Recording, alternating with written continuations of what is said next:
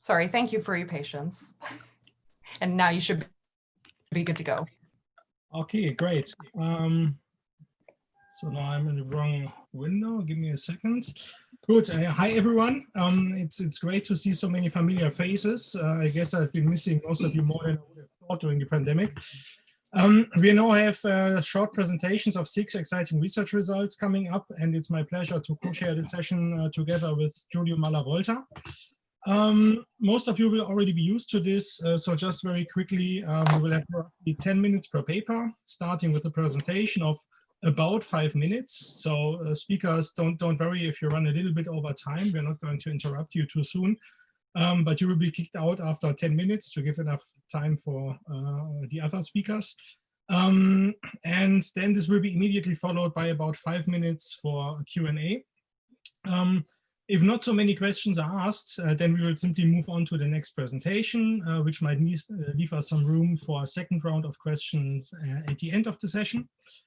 And if you want to ask questions, then please do so either via the chat at chat.icr.org, in the topic public key, function, and witness encryption, or raise your hand in Zoom or express your willingness to ask a live question in the Zoom chat, and Giulio will moderate the questions. Yeah, finally, the usual disclaimer, please don't forget to mute your microphones throughout the sessions unless you're asking a question, and enjoy the session. Okay, so the first presentation is about a paper with the title Functional Encryption for Attribute-Based Weighted Sums from Kalin. This paper is by Michelle Abdallah, Junqing Gong, and Ho-Taek Hui, and Junqing will give the presentation. So please go ahead, share your screen, and start your presentation.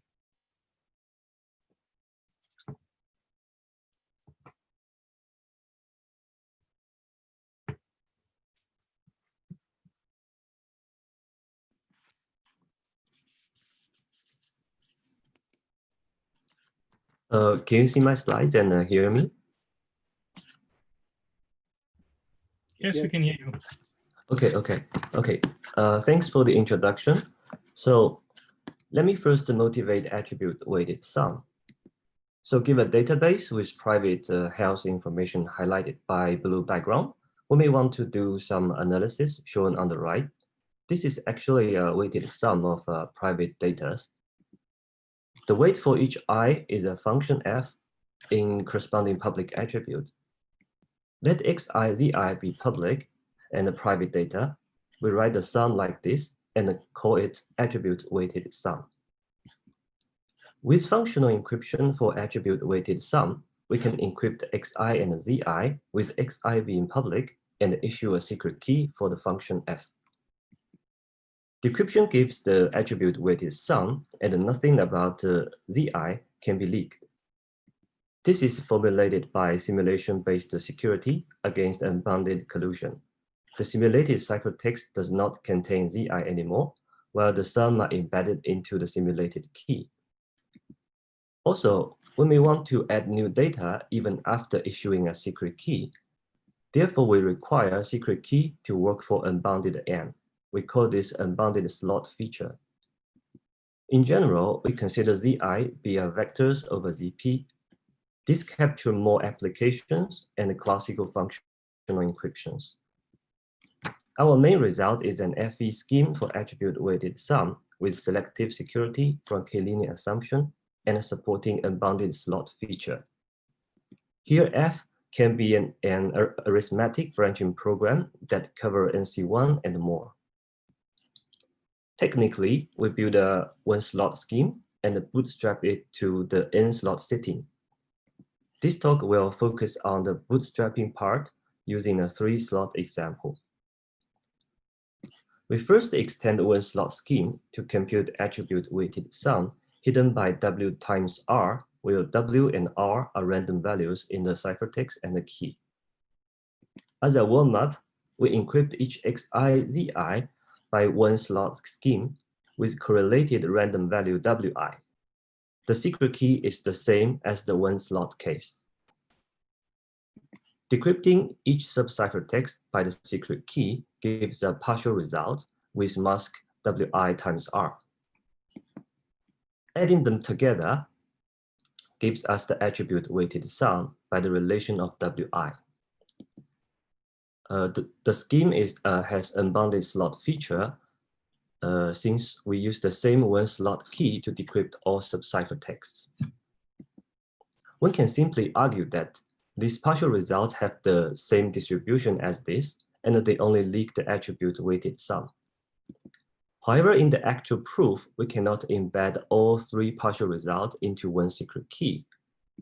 Our first idea is to divide the argument into several hybrids and gradually collect the partial sum.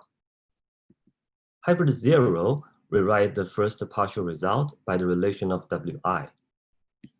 Partial 1 use W2 to collect the partial sum for the first two slots.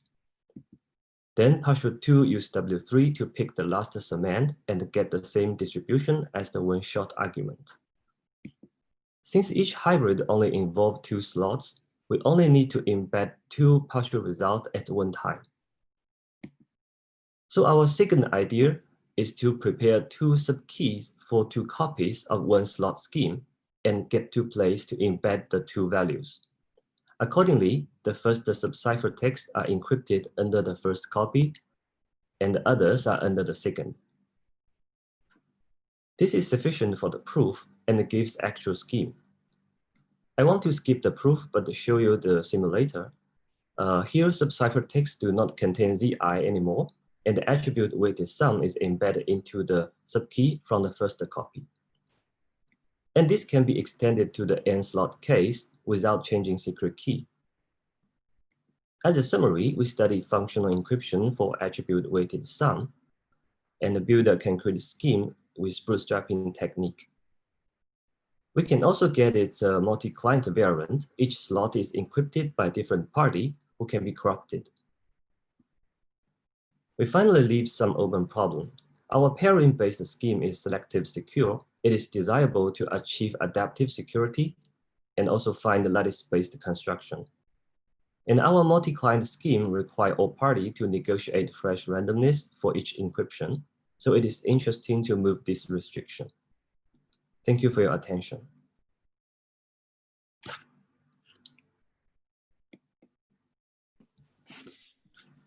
Okay, thank you very much for your talk. If you have questions, please type them in the Zoom chat or just unmute yourself. I'll be also checking the Zulip chat in case someone is writing there.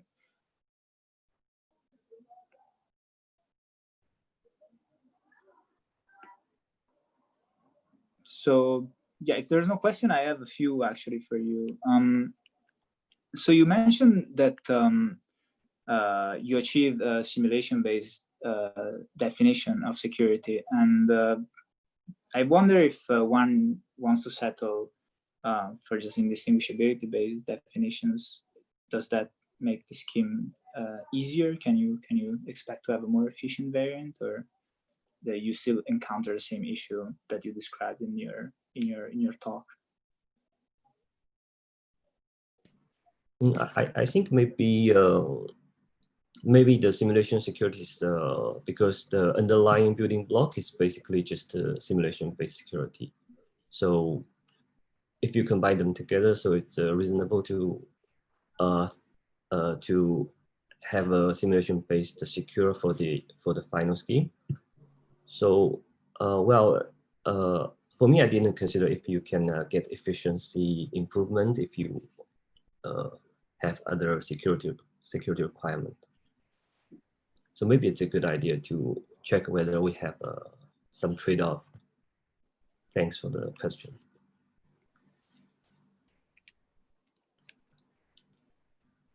Okay.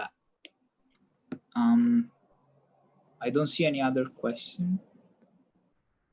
Please let me know if I'm mistaken. Actually, curious, I wanted to ask another thing. Did you actually consider, oh, someone raised their hand. Please unmute yourself. I think you can, Roman, you can unmute yourself. Yeah. I have a question. You said you achieve only selective security and adaptive security is still an open problem. But for weaker functionalities like inner product, functional encryption or attribute-based encryption, there are adaptively secure schemes. So is there something especially difficult with this weighted sums, attribute weighted sums to achieve adaptive security?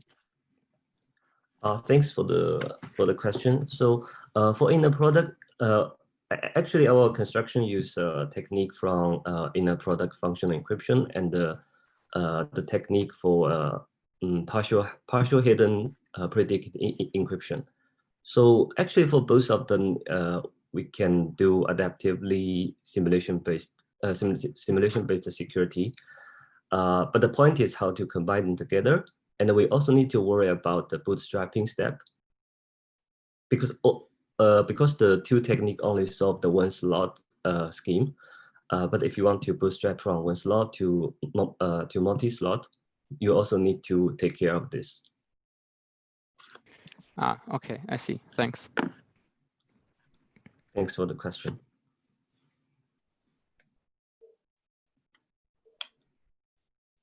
All right.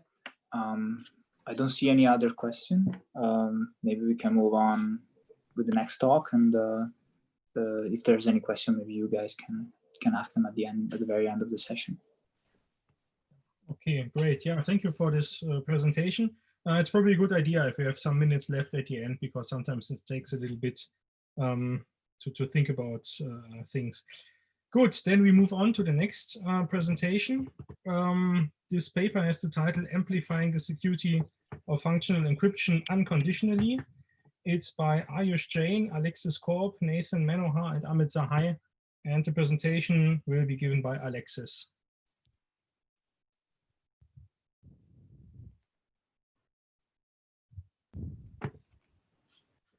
Okay, cool. So I'm Alexis, and our paper is on amplifying the security of functional encryption unconditionally. And this is joint work with Ayush Jain, Nathan Manohar, and Amit Zahai. So to quickly review functional encryption, in a functional encryption scheme, an authority can give function keys to users. And then the authority can encrypt the message M and correct this holds if a user with a function key for a function M and the encryption of a message M can compute F of M. So for security, we consider an adversary who's allowed to request function keys of his choice, and then we'll output two messages M0 and M1, and security holds if the adversary cannot distinguish between an encryption of M0 and an encryption M1. So since we're considering amplification, we want to define a notion of weak security. So we will define a P-secure FE scheme to be one in which the distinguishing advantage of the adversary is at most P. So as an example, the standard notion of security will have P be some negligible function of the security parameter. But more generally, P can be any value between 0 and 1. So for instance, an FE scheme that leaks the message with probability 1/2 would have P equals to 1/2. So this brings us to amplification. And amplification is where you take a weakly secure primitive and use it as a building block to construct a fully secure primitive of the same type. So for instance, we could take a FE scheme which is secure with probability 1/2 and want to amplify it to a fully secure FE scheme. So apart from being a fundamental question in its own right, this is especially useful for FE since we currently do not know how to build the most general version of FE for all functions from any standard assumptions. So what amplification means is that if we can build even a weakly secure FE scheme from standard assumptions, then this would imply the existence of a fully secure FE scheme from standard assumptions. And building such a weakly secure scheme may be quite a bit easier. So also as a last note, the results can be unconditional, unlike in many other areas of crypto, which just means that the security of the fully secure scheme is only dependent on the weak security of the weakly secure scheme. So what has previously been done in AGS 18 and AGLMS 19, they show that you can amplify FE from a 1 - 1 over poly lambda secure scheme, which means that it's almost always broken, to full security, assuming sub-exponentially secure LWE. And although I haven't defined these terms, for those who know, this preserves compactness and sublinearity. They also have both polynomial and sub-exponential versions of their theorem, which are against polynomial and sub-exponential size adversaries. And apart from these two works, there are no other FE amplification results known. So since they use sub-exponentially secure LWE, this brings up the question of, can we get amplification from weaker assumptions? And the answer is yes. So in our work, we show that you can amplify FE from constant security to full security unconditionally. And like the previous work, this preserves compactness and has both polynomial and sub-exponential versions. So just as a note, the previous work actually allows you to amplify from slightly weaker FE, whereas ours requires at least constant secure FE. However, our work has the major advantage that it is unconditional. So just as a high-level overview of how we do this, we have 2 steps to amplification. First, we go from constant security to arbitrarily small constant security. And then from a small enough constant secure scheme, say less than 1/6, we can go to a fully secure scheme. And the reason we do this in 2 steps is because we actually use 2 different constructions, as the parameters were quite delicate and neither construction on its own was enough to provide the amplification we needed. So as a couple more high-level remarks, for the first step, we use a new nesting technique for hardcore measures. And this also allows us to prove that a nested public key encryption scheme, which is where you encrypt the encryption of a message, can also be amplified. Although we do already have amplification for public key encryption, it was not previously known how to prove that this simple nesting provided this amplification. And then for our second transformation, as a couple high-level remarks, we use a form of parallel repetition, and we introduce a new form of secret sharing that we call set homomorphic secret sharing. So just in summary, we show that you can amplify FE from constant security to full security unconditionally. We show a new technique for amplifying nested primitives, and we introduce set homomorphic secret sharing. Thank you.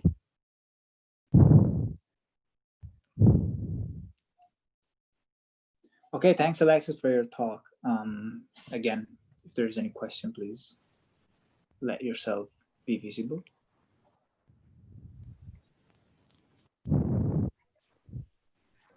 Maybe one quick question from my side. So you require epsilon security with constant epsilon. Could you, is it possible to sketch on a high level why this constant is necessary? I mean, I guess one would have expected noticeable or non-negligible maybe. Right, yeah, so for, so parameters here were actually very delicate. So for our second transformation, there was a trade-off between security and correctness. And so we had some equations for security and some equations for correctness, and they were only satisfiable with a small enough constant security. And then to increase this to any constant, we could use nesting, but it still was, the parameters were still pretty delicate because the way we proved this was with hardcore measures, and there are a lot of equations that need to be satisfied. See, thank you. So there are a few more questions in the chat. So Rishab Goyal asks whether the amplification transform works also for the bounded collusion case. Yeah, so for we prove it for selective security, but you can actually, if you have a sublinear fully secure FE scheme, you can change that into a unbounded collusion adaptive secure scheme. So if you had a weak selective sublinear scheme, you could amplify that and then turn that into a fully secure adaptive case. I hope.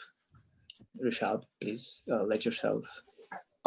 Just to follow up on that, so it's not about the compactness. My question was more about bounded collisions. If the number of keys that the adversary can get is a priori bounded, then in that case, does the amplification still work? Yeah, so you can also go from, additionally to adaptive, you can go to unbounded collusion as well from our selective security definition. Okay, thanks. So there are a few more questions, but I think they can be merged into one. If you guys are not happy, then just post another question. But so Pratik Sarkar and Elaine ask whether you can briefly mention what is set homomorphic secret sharing and whether that's a form of homomorphic encryption. Right. So set homomorphic secret sharing is like a generalized version of function secret sharing. So for function secret sharing, you would break the function into function shares and the input into input shares. And then you compute the function shares on the individual input shares independently and recombine them to get your function of your message. So for set homomorphic secret sharing, we are computing on sets of function input shares. So we still break it into function shares and input shares, and then we compute on different sets of them. And so the reason we do this is because we don't know how to get function secret sharing from one-way functions. So we had to create set homomorphic secret sharing, which we could get from one-way functions. And since weak FE implies weak one-way functions, which can be amplified, we can assume one-way functions and still get unconditional results. So for our scheme, what we would do is we would break it into secret shares, and then we would put these into sets. We would compute independently on the sets using our independent functional encryption schemes, and then we could recombine the results to get our function of our message. Okay, great. So, Julie, we have time for one quick question, but yeah. So I saw there are a few questions on Zulip, and there's one more on the chat here. So maybe let's just take the one from the chat here, and then you can maybe answer later the one in Zulip, and then we move on with the next session. Yeah, Pratish Data asks whether you do require the starter scheme to support general circuits. I assume it means the FE scheme. Right. Yes, so we do require our FE scheme to support general circuits because our amplification actually changes the circuit class that we use. So we are requiring certain functions to be computed, which are dependent on the circuit we want, but also just so they have to be general. great. Thank you very much, Alexis, for the presentation and the very good discussion. So we move on to the next presentation. This one is about the dynamic decentralized functional encryption by Jérémy Chotard, Edouard Dufort-Zons, Romain Gay, Dongyu Fan, and David Poncheval. And the presentation will be given by Edouard. Can you hear me, everyone? Yes, we can. Okay. Okay, hi, everyone. So yeah, I'm Edward. I'm going to be talking about dynamic decentralized functional encryption, or the DFE for short. And again, this is joint work with Jérémy Chotard, Romain Gay, Dongyu Fan, and David Poncheval. So basically, the situation we find ourselves in right now is that there's some kind of false dichotomy around the use of machine learning in software products. So basically, machine learning enables companies to gather everyone's data and then gather extremely valuable intelligence from it so that they can make inference and make their products better, make their services better. But there's a privacy concern, obviously, because that means that a few institutions can have to gather everyone's data. So the false dichotomy is that people seem to think that you either have to have machine learning and accept the privacy, accept that you need to sacrifice your privacy, or that you should renounce all of those benefits and then you can have privacy, but you can no longer have smart products. And if that were the actual choice, I may choose privacy and you may choose privacy, but we can see that most consumers choose machine learning. So fortunately, those are not the only ways forward. We can have a third way, which would be to train machine learning models without sacrificing privacy. And that's one application that dynamic decentralized functional encryption would enable. So because we're a bit short on time, I'm just going to jump right in and give you an example of how that might work with DFE, and then I'm going to say a few more things. So for our example, we would have 4 participants: Alice, Bob, Charlie, and Diane. And they all have some pictures of themselves that they're storing on some device and that they basically care about. And so a company comes in and it might want to train some large model on this data. So here, this is only for the example. In practice, that's not something that would be able to do, but that's something that the definitions would allow us to do. And so the way it would work today is that probably automatically the device would upload the pictures to the company's server, and then the company would run some algorithm. It would need to have the full images, but then it would only extract some knowledge from it, and that would enable it to provide better services. So the issue is that that would be detrimental to the privacy of our participants. So instead, they would prefer to use something that protects their privacy, and that's going to be DDFE here. So what they're going to do is they're going to encrypt all of their images. And so that contains a ciphertext of their image. And then there's some additional data, which could be, for instance, the date. So maybe they're going to say, I only want the company to be able to aggregate my data with the data of those other participants on this specific date, so that then you can't mix and match between different dates. And if we're going to be training a new neural network a month from now, then we don't want you to be we don't want those data to be able to be mixed together. And then they also specify the set. And so let's say, as an example again, that they're going to have to all agree on the set of participants, so that the company can't tell Alice that, oh, we're only agreeing with Bob, and then tell Diane that actually you're agreeing with Alice and Bob, and so on. That wouldn't work. So they send those ciphertext to the company. Because they're ciphertext, the company doesn't see anything. Might as well be in CPA encryption. And that's because DDFE is a functional encryption type scheme, so you need functional keys. So the company is going to go back to the participants and ask for some keys to allow it to perform some computation. And the keys are going to specify the type of computation that the company is allowed to do. So here it's going to be a neural network training, and probably it's going to specify a bunch of things like hyperparameters and the specific way the neural network is going to be trained. And then again, the set of participants, and let's say that they, again, all have to agree on the exact set of participants. So now the company has all it needs, so it can mix the keys with the ciphertext and perform some computations that enable it to get back that model that is that's like valuable intelligence, but it never gets to see the individual pictures, doesn't learn anything besides the resulting model. So for running that type of computation, there are a few existing solutions that you might have thought about. And the reason we had to introduce DDF is that we felt there were a few things that were lacking in each of those. So one thing you might have thought about, because it's a very popular solution for doing cloud computations on privacy-sensitive data, is fully homomorphic encryption. And the issue is that it would be non-interactive with the application we're thinking about, meaning that once you run a fully homomorphic evaluation, you get back a ciphertext. While with DDFE, you can get back a plain text. So if you get back a ciphertext, then the company would have to go back to the participants to ask for this decryption. That makes it more complicated.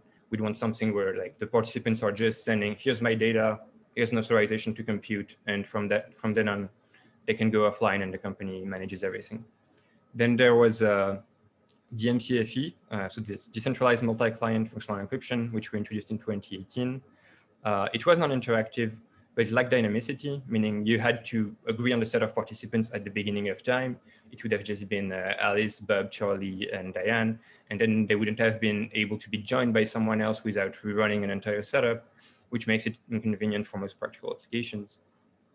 And last year, ad hoc multi-input functional encryption was introduced, which was dynamic. So now you could just choose your set of participants as you went. But unfortunately, it lacked the full expressive power that somewhat functional encryption had brought for single input functional encryption functionalities, meaning that the definitions were somewhat tailored to the constructions they were bringing forward. And some of the constructions that we bring forward could not be captured by that. So we wanted to be careful to define something that would be an umbrella notion and be able to express all kinds of decentralized computations.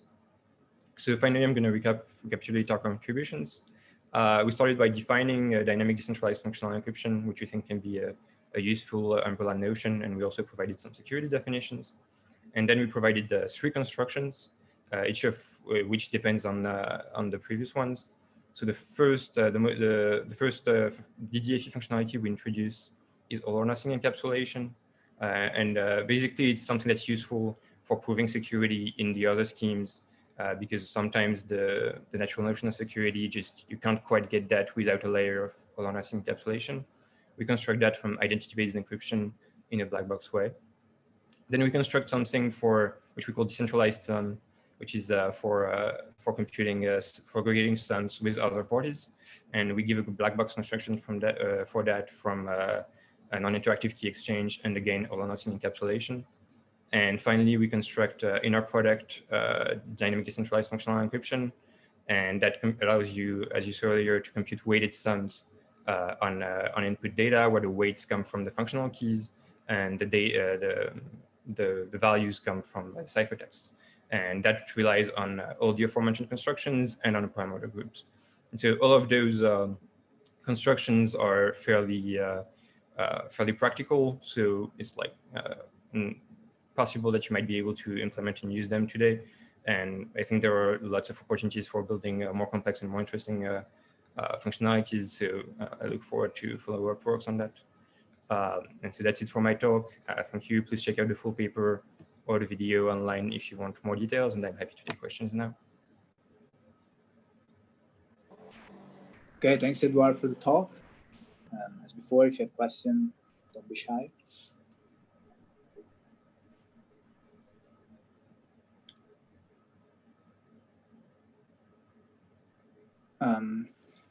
Okay, maybe let me start. You mentioned that for this distributed sum, you need non-interactive key exchange. Can you elaborate on which kind of non-interactive key exchange you need for that, or on the construction that you actually use?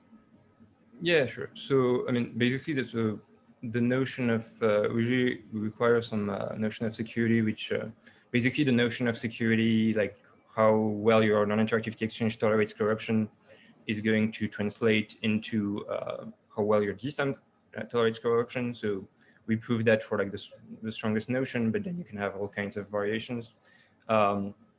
Maybe if you're trying to get a hint of sort of what the construction looks like, it's based on the idea of some of PRFs from Chase and Cho 2009. And basically the way it works is you're going to have this set of participants that want to compute a sum on the fly. And they want to compute some mask that for their own data that would cancel out with the data of the other participants. So if we can all have some random value such that the sum of the random values is 0, then we can just use that random value to hide our data, and then summing everything together, we're going to get back the sum, right? And so the question is like, can you actually compute this random value in a non-interactive way without actually going through some protocol and communicating, but just by knowing some other party's public key, then can you sample that random value? And the way you do that is through non-interactive key exchange. You compute a shared mask with another party. So I'm going to compute a shared mask with you, and you can compute that same mask through non-interactive key exchange. And now one of us is gonna flip this mask by adding a minus sign to it. And now, we compute all those masks for all those participants, and we add all the masks that we get together. And then when we sum all of those masks together, because some of them has a plus sign and some of them have a minus sign, they all cancel out, and you can get back the sum. Got it. Let me know if that doesn't answer your question. Yeah. I guess you assume also that the participant has somewhat a pre-shared random secret, because otherwise, like doing fully non-interactive key exchanges from starter assumptions is a big open problem. So yeah, I was wondering. No, they do. I mean, we're in the random oracle model. If that's what you're referring to. Yeah, it's fine. I think I understood. Good, thanks. Yeah, okay, so sorry to interrupt. This is exciting, but we have to move on to give the other speakers enough time. So thank you very much for the good presentation and the great discussion. So next coming up is the paper on succinct arguments and witness encryption from groups. This is joint work of Ohad Barta, Yuval Ishai, Raphael Ostrovsky, and David Wu. And Ohad is going to give the presentation. Hey, so thank you for the introduction. So I'll indeed present the work on succinct arguments and witness encryption from groups, which I made with Yuval Ishai, Raphael Ostrovsky, and David Wu. So our motivating questions coming to this research were first, how short can a proof be? And the second motivating question is, can we build witness encryption from so-called 20th century cryptography? And those questions look very different, but they turn out to be actually related. And we studied them both in the generic group model, which was offered by Shoup in the 20th century. So for the first question of how short proofs can be, we look mainly on designated verifier succinct non-interactive arguments, or DV-SNARG for short, in which we have, like any non-interactive argument, a prover that wants to convince the verifier, and he needs to send him as short proof as possible. And we allow them to use a common reference string, which was generated at a pre-processing stage by a trusted setup, as well as a secret verification key. And as usual, we demand completeness and soundness. So there are a lot of previous works on SNARGs, and the most succinct practical SNARG was offered by Gross in his Eurocrypt 16 paper, It includes 3 group elements in a bilinear group setting, which in practice translates to just over 1,000 bits. Suggestion to snogs with less than 1,000 bits rely on classical PCP or on obfuscation and are thus considered impractical. And this leaves open the question of, can we improve the succinctness of practical snogs? And we give a construction of designated verifier snog, which is practical. It has 2 group elements in the generic group model, so it is 2 times shorter than Go 16. It has 10 times faster verification and also uses less structures than Go 16, standard groups are not bilinear. The downside beyond giving up on public verification is that it has a relatively large common reference string and slow prover time. They are reasonable for small circuits, but they don't scale well.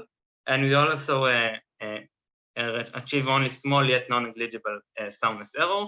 Thus, this construction is attractive for weak or energy-constrained verifiers. We are able to achieve this designated verifier snug using something that we call a packing technique for linear PCPs. So in linear PCPs, we have verifier that makes linear queries to a proof vector, and they tend to be simpler and more efficient than classical PCPs. Baitansky et al. Showed a reduction from classical PCP to 1 query linear PCP, and from there to a single ciphertext designated verifier snug, which in practice means 2 elements in a generic group. We are able to show another route to 1 query linear PCP that does not start from classical PCP, using something that we called query packing technique, and we refer to the extended talk in the paper for more details. For our second question, we consider witness encryption, which is introduced by Garg et al. And is defined with respect to a relation R. So in witness encryption, we have the encrypt algorithm that gets a message M and an instance X, and it outputs a ciphertext, and we demand that an efficient decryption algorithm can recover M only if it gets witness such that X and W are in the relation R. It is a hub for a lot of cryptography application and can be used to build public key encryption, identity-based encryption, attribute-based encryption, and so on.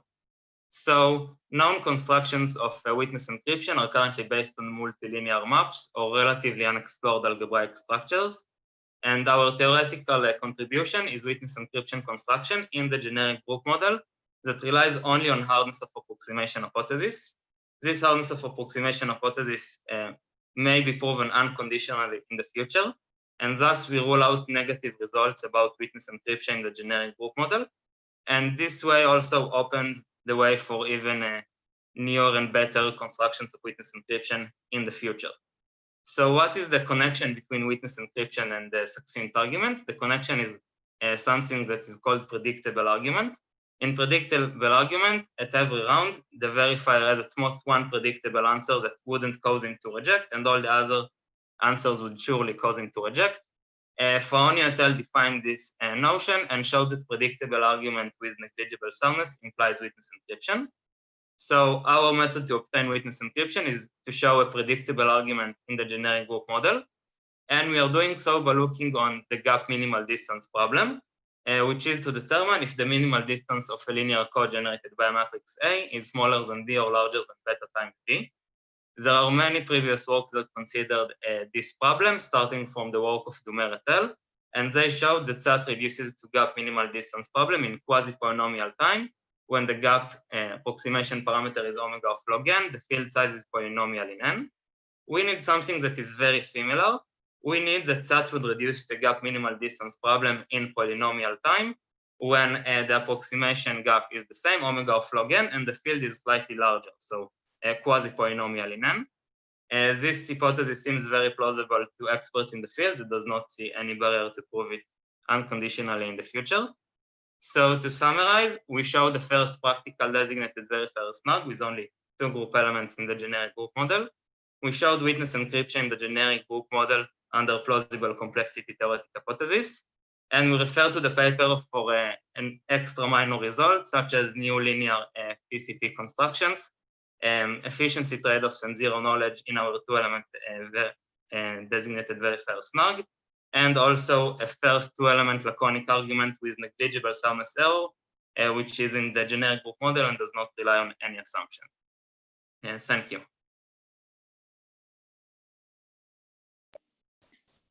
Thanks, Ohad, for the talk. Now it's time for questions. We have a few minutes. May I have asked a quick question? So, Go ahead. So, thank you for your nice presentation. I mean, as you know, GRAD has, as you said, 3 group elements, but also GRAD discussed that if you want to use, instead of CAP, quadratic arithmetic programs, if you use squaring arithmetic programs, basically you still can have succinct 2-element argument, which basically also is public verifiable. So here, but the problem in that scenario is that you will have a longer CRS and longer basically prove computation. So I'm wondering how inefficient is your case that you mentioned you have longer CRS in your case? So we are less efficient than Gauss in CRS and prover times and also have worse soundness. But what you miss is that if you take Gauss instantiation and work with the square span programs, then you need to use symmetric bilinear groups, which actually translate to even more bits than the thousands and Gauss arrived to. So he uses the quadratic span program not like also for prover efficiency reasons, but mostly because it is what translated to the most succinct snarg bitwise. Okay. Our main advantage is the fact that we are 2 times shorter than the shortest that Gauss could achieve. So there's another question in the chat. Sorry, I hope you're happy with the answer. If not, please go ahead and write some more. So there's another question. Yeah. So the question is the hypothesis needed for the correctness and not just the security. So yeah, we need it for the construction. Like the construction starts from a minimal distance problem instance. So we start by applying this hypothesis reduction. If you work with the known results, so looking on constants beta and not super constants beta, then basically it means that it takes the same time to break the system as it takes to prepare the question. So this is why we need that the reduction would be more efficient, would run in polynomial time, and the gap parameter would be super constant, like omega of log n.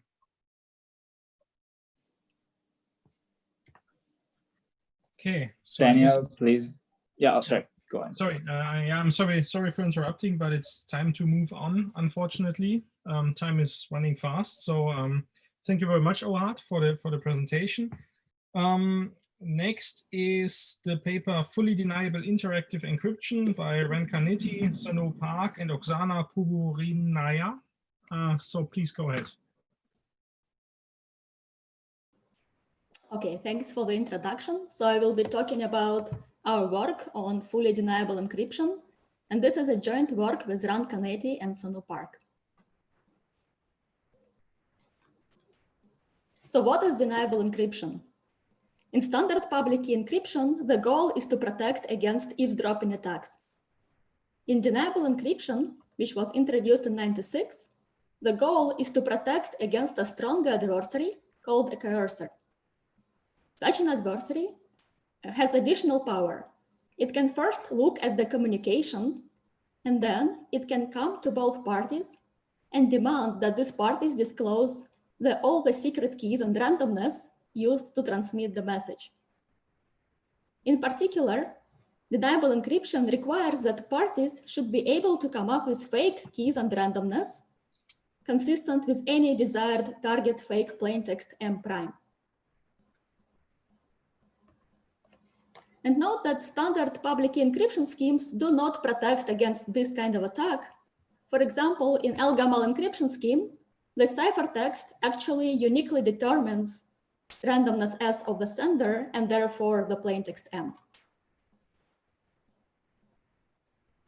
Let's look at the simple case. So if parties have access to a pre-shared secret key, deniable encryption can be very easy. Just send a one-time pad. And then everybody can easily come up with the secret key consistent with a given plaintext.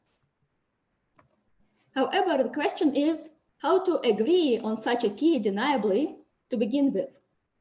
For example, if you use Diffie-Hellman key exchange, then your key is committed to by the transcript of the key exchange. And therefore, we are back to square one. And the question is how to agree on this key deniably. In other words, can we get a deniable key exchange, or alternatively speaking, interactive deniable encryption? And indeed, this is the main goal of this work. We ask, does there exist deniable encryption, potentially interactive one? Or in other words, is it possible to communicate in a way which is secure against coercion?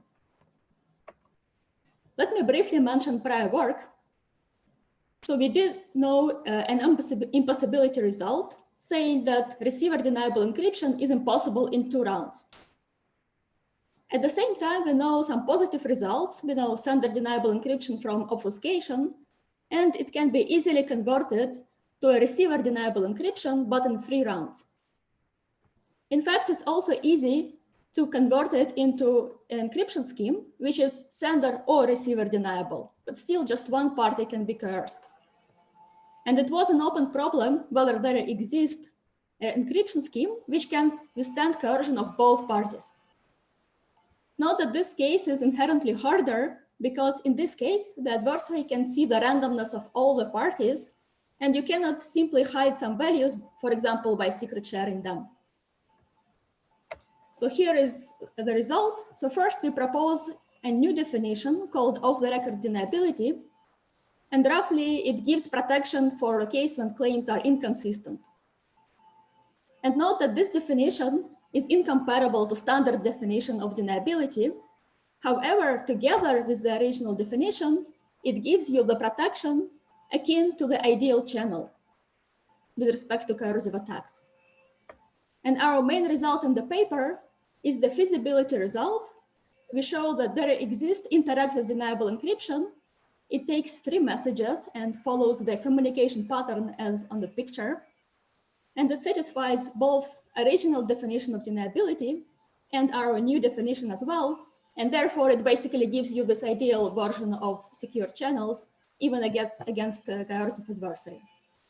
And we do need strong assumptions such as obfuscation, but note that even sender deniable encryption so far is only known from obfuscation. And that's a fascinating open problem. Just to say one word about the scheme. So the very high level idea is that parties are going to have an access to the CRS, and the CRS will contain an obfuscated version of all the programs of deniable encryption. And they will not compute anything themselves, they will just run these programs. First 2 messages will be basically the hashes under some special hash of everything which parties know so far.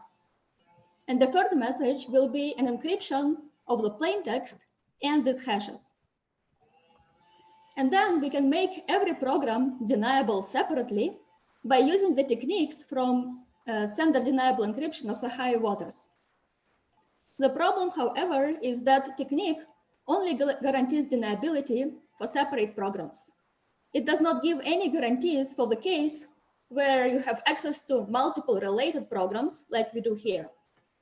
And thus the main contribution of our work technically is to understand why this current scheme is broken and how to fix it. And let me really briefly mention our key steps. So first, we figure out that there is a certain chaining attack which can be always performed. And to avoid this attack, we need the decryption to follow a very special decryption behavior, which I don't have time to describe. But to enable such a behavior from a decryption algorithm, we need to organize the flow of information between all pieces of the scheme, such as randomness used by the parties and the transcript. This is all I have to say about my paper. Feel free to take a look at the ePrint version. We updated it, and thank you very much for your attention. Thank you very much, Oksana, for the great talk. We have time for a few questions.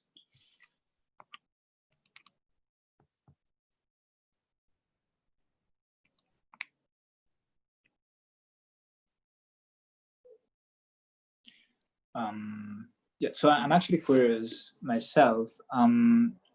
Can you comment on whether you think we can eventually remove the assumption of I/O and getting from more established tools, even maybe leveraging more interaction, possibly? Can you comment on the main barrier to get that? Yes, I have looked at a version with more interaction, maybe more rounds, and it sounds like a similar attack can be possible there, but it's sort of harder to explicitly write and prove. But my feeling was that there is a similar barrier. So I'm not sure that interaction will help. However, I think at least for the standard deniable encryption, it is very plausible that we can remove IO. And I encourage everybody to look at, I think it's a fascinating problem if we can, if we can get standard deniable encryption from standard assumptions. So the by deniable version, like in this work, it will require more work if you want to remove IO. So we use IO actually like in sort of 3 different independent places in some sense. So yeah, first step would be to get a standard deniable encryption. Thanks. Okay, so I guess then we can move on to the next presentation. Unfortunately, already the last one of this session. This one is about verifiable registration-based encryption by Rishabh Goyal, Satya Narayana Vosirikala, and Satya is going to give the presentation. Thanks for the introduction, Tibor. Hi, my name is Satya. Today I'm going to present about our paper on verifiable registration-based encryption. This is a joint work with Rishabh Goyal. We all know that one of the most fundamental problems in cryptography is one-to-one secure communication, where Alice wants to securely send a message to Bob. Probably the simplest way of doing this is public encryption. But for that, Alice certainly needs to obtain Bob's public key first. And one of the most standard ways of doing it is to have an authority which collects public keys from every user and then sends Bob's public key to Alice. The problem with this is Alice needs to contact the authority every time she needs to talk to someone. An alternate solution for encryption is identity-based encryption. Here, there is an authority which samples a master public key secret key pair, and using that samples a secret key for every user. Here, Alice need not contact the authority every time because she can encrypt a message just using Bob's name. Both in identity-based encryption and in public encryption, there's a fundamental limitation that we are giving too much power to the authority. For example, if the authority is corrupted, then in identity-based encryption, the authority can read every ciphertext. And in case of public encryption, the authority can send wrong keys to Alice. And this problem is famously known as the key escrow problem. Recently, Gerg and others came up with this beautiful primitive called registration-based encryption to solve key escrow problem. This system has an IB flavor to it, which means that Alice can encrypt a message to Bob just using Bob's name. But at the same time, the authority here doesn't have store any secret information. And the role of the authority is specifically designed not to have too much power. Here, Bob first samples a public key secret key pair just using regular public encryption scheme, and then he sends his name along with public key to the authority. Likewise, the authority collects public keys of every user. It just accumulates all this public information and publishes a short public parameters. And given the short public parameters, Alice can encrypt a message just using Bob's name. Just to add some more flexibility here, the authority can also additionally give some supplementary information to Bob, and using which, and along with his own secret key, Bob can decrypt the ciphertext.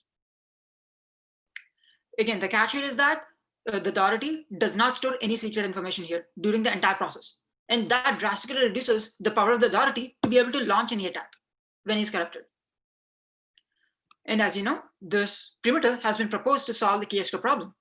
But does it really solve it? Yes, but not exactly. Let's look back at this picture. If the authority is corrupt, how can he launch an attack? Well, if the authority is corrupt, he can generate public parameters in an arbitrary way. For example, he can double register Bob. He can register Bob first time with Bob's actual key, and he can register Bob again with a different public key. He can also register users who did not submit registration request, users who did not even sign up for the system. That sounds like a serious problem, right? The authority can literally break into the system. And to solve this problem, the previous papers introduced an auditor who verifies whether the auditor is working honestly or not. Basically, the auditor runs the entire registration algorithm himself and verifies whether the output is matching with that of the authority. This audit process is good, but it's kind of inefficient because the auditor has to run the entire audit process himself. And the question here is, can we do something more efficient than that? And to that end, we propose this notion called individual verifiability. Basically here, Bob wants to make sure that he's being registered honestly, and the authority can give a proof of that. The authority might be able, the authority is giving a proof that Bob is registered honestly. The authority might have cheated when registering other users, but this proof doesn't speak of that. This proof only speaks of Bob. And we extend this notion even further. Consider this old man who did not register his public key with the authority. And Alice doesn't know that, and Alice might still be encrypting messages to this old man. And the authority might be taking advantage of it, and he might be registering this old man illegally and might be decrypting Alice's ciphertext. And that's a problem. And the old man wants to make sure that the authority is not cheating this way. So he wants to have a proof that the authority did not register him. So basically here, there are two kinds of proofs, a proof for a registered user and a proof for unregistered users. And the basic requirement here is the proofs have to be short, and all the proven verifiable algorithms have to be efficient. By that, I mean, all these parameters have to be at most polylogarithmic in terms of overall number of users. The security guarantees that if the authority can give a proof, then he should not be able to cheat. In this paper, we introduced this concept called verifiable FE, which is just plain old registration-based encryption added with added property called individual verifiability. And then we construct it from standard assumptions by simplifying earlier known constructions. And thank you for listening to my talk. You can find more details in our reprint version and our YouTube talk. Thank you. Thank you very much for your talk. It's time to take questions. I believe we have a few minutes. And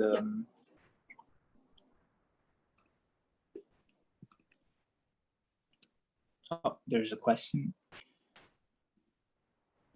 So Pratik Sarkar asks whether, given the trapdoor of PP, can the authority decrypt the ciphertext?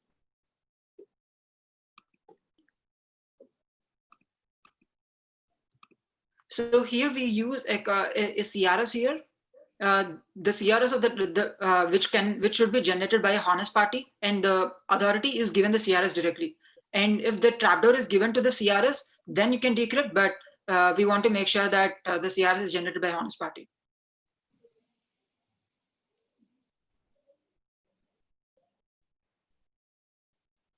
Okay, there's another question from Foteni Balmitsi. She asks whether can you comment a bit on the construction and whether a standard universal accumulator wouldn't be sufficient here. So the construction is actually for users Merkle trees. Here, the authority gathers all these public keys and identities, and it arranges in the Merkle tree, a sorted Merkle tree, and the hash of the Merkle tree is going to be the public parameters.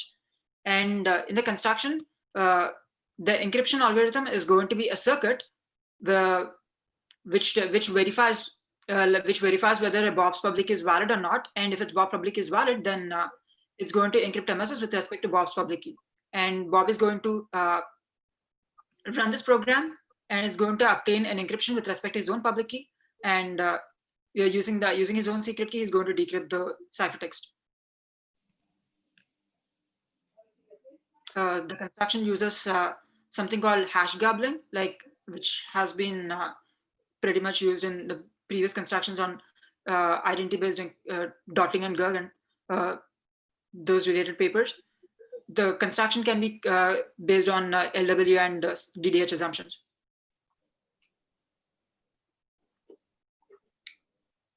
Okay, thank you for the answer. I believe we have room for one more question, which is in the chat.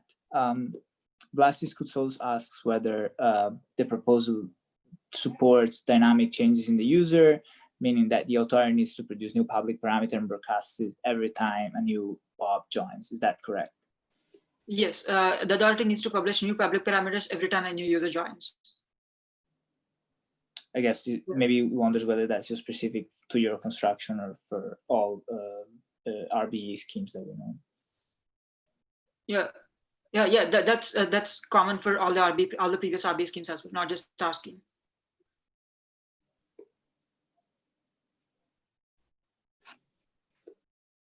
Okay. I think we have a few more minutes. Maybe. Yeah, Tibor, how much time do we have? Do we have time for a few more questions? So there were a few more questions at the very beginning for the talk of Alexis. Maybe we can take those ones. Sure. Nobody else. Yeah. Thanks for the talk again. Yeah, thank you. So they're in the Zulip. Alexis, are you still? Oh, yeah, you're here. Fantastic. Yeah. Okay. Yeah. So the first question asks whether you can say more about the second transform for full security. Right. Okay. So yeah. So the second transform, we use our set homomorphic secret sharing. So what we'll do is we'll break the function into function shares. We'll break the input into input shares, and we'll group them into different sets. And then we'll run functional encryption on each of the sets of them. So we'll have an independent functional encryption scheme for each set of them, and we can compute them independently. So we get the results of each set of shares of the function shares. And then we can then recombine these all into our function of our message. So again, it's sort of like function secret sharing. And as long as one of the sets of shares, or enough sets of shares, are hidden, then we can prove security. So our security notion actually requires multiple sets to be hidden. So we would require multiple of the functional encryption schemes to be secure.